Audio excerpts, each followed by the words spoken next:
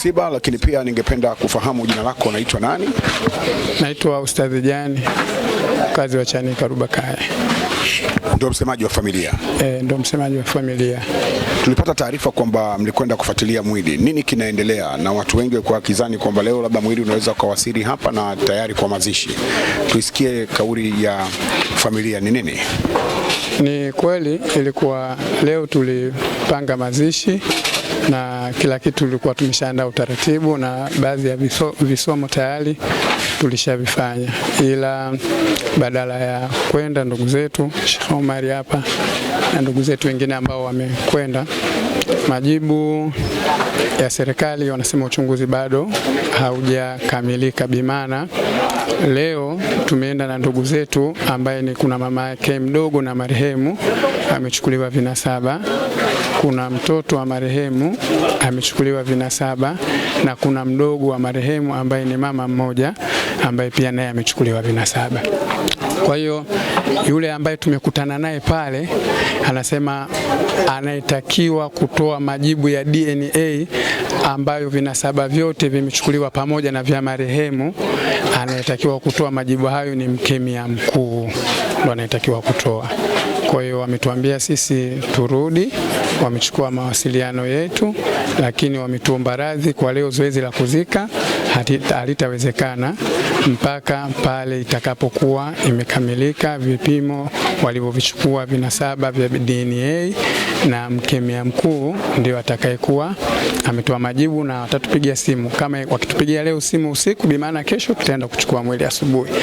Kama wakitupigia kesho asubuhi, bi maana tutatoka kwenda kwa ajili ya kuchukua mwili. Kwa hiyo hivi sasa sisi tunakaa tupo kwa ajili ya kusubiri simu zao kutufahamisha kuwa saa ngapi twende. Wakituambia hata leo asubuhi mapema, inshallah tutafuata mwili na tutakwenda kumstiri ndugu yetu.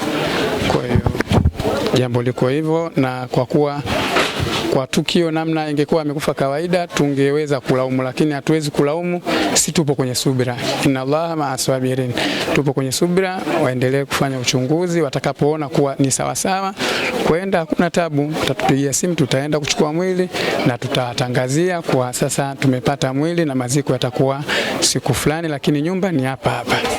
Na wakati wote mkiwa mnasubiri majibu ya vinasaba na kupigiwa simu ili kuelekezwa kwamba tayari yamefanyika, taratibu za kuendelea kuwepo msibani ni hapa hapa au inakuwaje?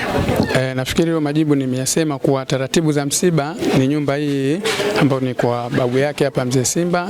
Kwa hiyo shughuli zote zitakuwa zinaendelea hapa hapa, na pale wakati ule mwili tunaufukua watu wote tulikuwepo. Bimaana sehemu ya sura ilikuwa bado kama imeziba, udongo ulikuwa huko mwingi sana sehemu ya usoni. Kwa hiyo ikawa pia kwa pale tuna labda kupitia mwili tunamfahamu kuwa ndio, lakini sasa labda ndo mao wanataka kujiridhisha kuhusiana na mambo hayo na wanakataa labda yale mambo ya kufukua mwili. Sehemu nyingine tunaonaga kwenye mitandao kwa mwili sijui umefukuliwa. Na mimi nasema sisi kama familia tupo kwenye subra, hatuwezi kubishana na serikali. Hatuwezi kubishana na serikali. Wao naamini watafanya uchunguzi na kuona kuwa iko sawa sawa na watatupa majibu yaliyokuwa yako sahihi, na sisi pia tupo kwenye subra. Wakishatuambia kuwa twende, tutakwenda kwa niaba ya kufuata mwili, na nyumba ya msiba ndio hapa hapa. Tutakutana tena kwa niaba na tutatangaziana tena, madam nyewe waandishi wapo, tutawaambia kwa sababu tuko ndugu zetu ambao tuko nao hapa, nyie mna mawasiliano nao, kina Madebe hao kina Gabo wote walikuja hapa. Kwa tutapa taarifa bwana, tangaza kwenye vyombo vya habari ratiba ya msiba. Sasa tumepata mwili ni siku fulani muda fulani, bimaana hapo kutakuwa hakuna tena mambo ya kona tunasema, yani jambo litakuwa liko sawa sawa tu, wala halina shida. Poleni sana. Asante sana, shukuru. Ili kuwa mwanafamilia bora wa Global TV, usisahau kusubscribe, like, kushare na kucomment. Baada ya kusubscribe, bonyeza alama ya kengele ili kupata taarifa kwa kila video inayopanda Global TV Online.